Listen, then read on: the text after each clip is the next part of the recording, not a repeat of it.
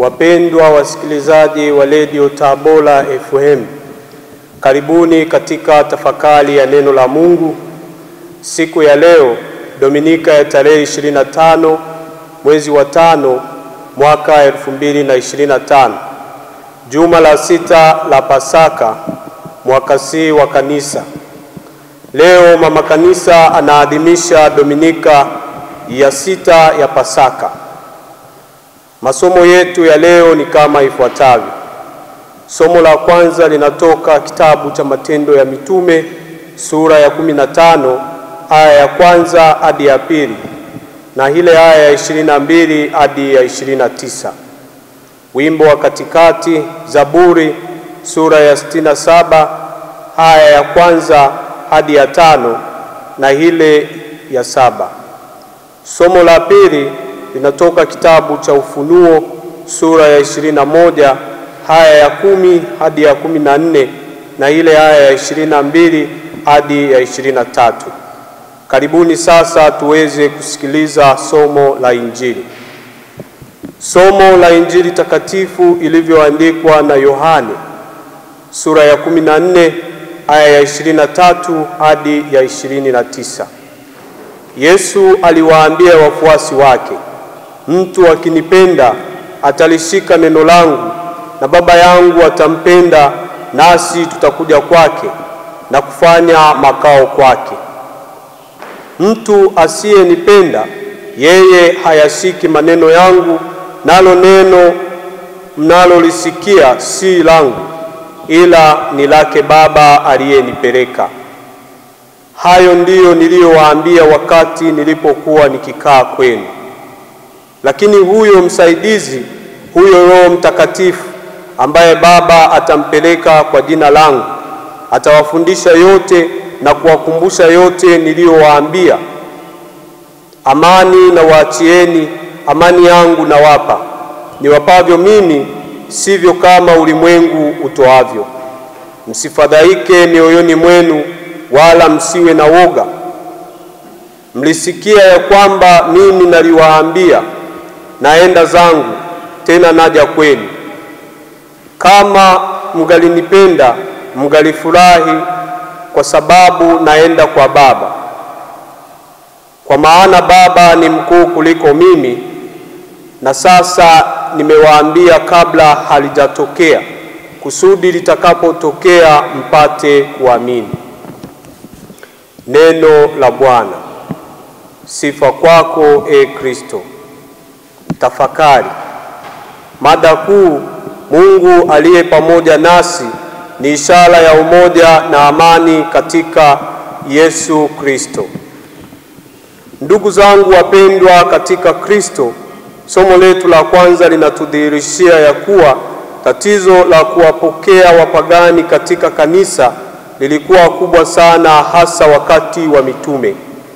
Jibu kwa tatizo hilo lilikuwa ya kwamba wapagani wenye nia thabiti ya kuwa Wakristo hawalazimishwi kutahiliwa na kushika Torati ya Musa yote ya Wayahudi. Wokovu wao utegemea imani yao katika Kristo Yesu na sio katika Torati kama walivyodai Wayahudi. Wapendwa, yeyote ampendaye Kristo kwa moyo wake wote ataweza kushika amri yake kuu ya mapendo. Moyo wa mtu huyo utajazwa na furaha, kwani amani itokayo kwa Mungu Baba, Mungu Mwana na Mungu Roho Mtakatifu itakuwa naye daima.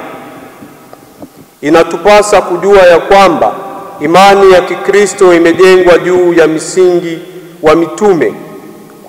Kwa muda huu Wakristo wanahitaji bado hekalu, lakini mwishoni mwa nyakati wale watakatifu hawahitaji tena hekalu, kwa sababu watamuona Mungu uso kwa uso katika utukufu wake jinsi alivyo. Katika Yerusalemu mpya, uwepo wa Mungu na mwana kondoo ambaye ndiye Kristo ndiyo kila kitu. Hakuna haja ya hekalu la kimwili, kwa sababu wao wenyewe wanakaa ndani yake. Hivyo basi, Baba na Mwana wamo ndani ya waamini daima, wadumu katika kusikiliza hiyo sauti ya Mungu. Neno makao hapa linamaanisha mahali pa kukaa ama kuishi.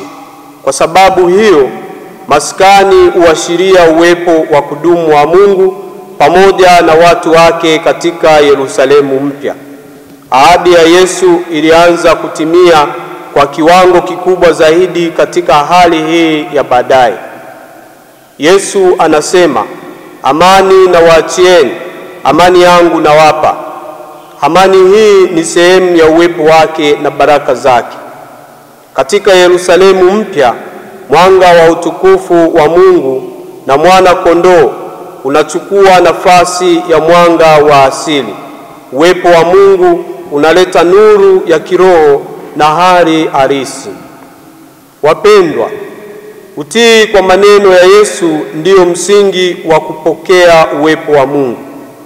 Mitume ambao walifundishwa na Yesu na kuweka msingi wa kanisa kwa maneno yao wanatajwa kama msingi ya Yerusalemu mpya.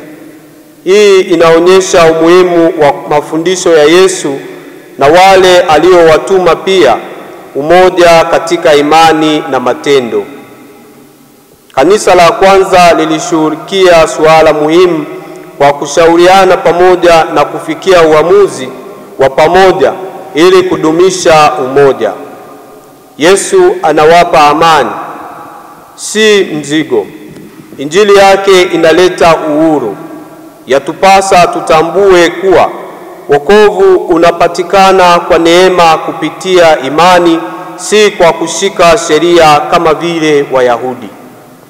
Mafundisho ya Yesu kuhusu uhusiano binafsi na Mungu na jukumu la Roho Mtakatifu anayeliongoza kanisa katika kufanya maamuzi muhimu ili kuhifadhi umoja na kuweka msingi wa imani kwa watu wa mataifa yote.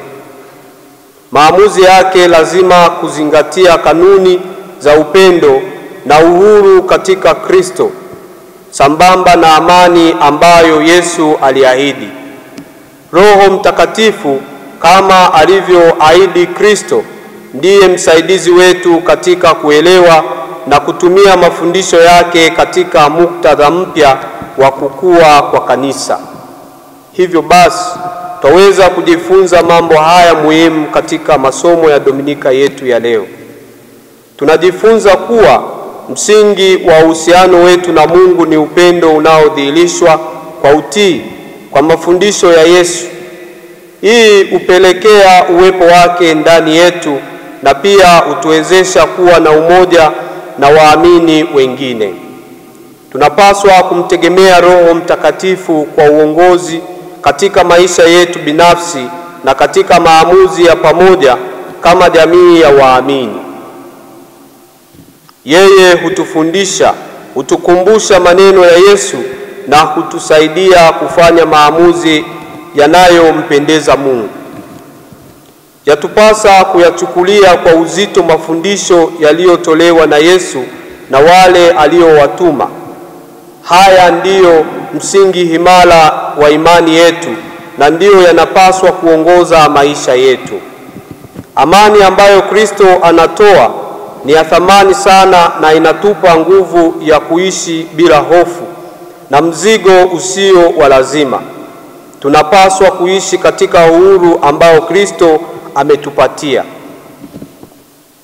Kama kanisa la muhimu, tunapaswa kujitahidi kudumisha umoja kwa kushauriana, kuheshimiana na kuongozwa na Roho Mtakatifu katika kufanya maamuzi. Maono ya Yerusalemu mpya katika Ufunuo yanatupa tumaini la mwisho ambapo uwepo wa Mungu utakuwa kamili na kutakuwa na amani na furaha tele. Tunapaswa kuishi kwa matarajio haya na kuwa na matumaini daima. Tumuombe Mungu aendelee kutuongoza na kutuonyesha jinsi ya kuishi vyema hapa duniani kwa kumpenda na kumtii Kristo mfufuka, kwa kuishi maisha mapya ya kipasaka, kuongozwa na Roho Mtakatifu, kujenga umoja na kutazamia utimilifu wa ahadi za Mungu katika ufalme wake ujao, kusudi hapo mwisho tuweze kufikia utakatifu kama msingi wa maisha yetu yajayo. Tumsifu Yesu Kristo. Milele amina. Tafakari hii imeletwa kwenu nami Frateri David Zeteka Pius wa Jimbo Katoliki la Lulenge Ngala, ninayesoma masomo ya taalimungu mwaka wa 3 katika seminari kuu ya Mtakatifu Paulo Mtume Kipalapala, Jimbo Kuu Katoliki la Tabora.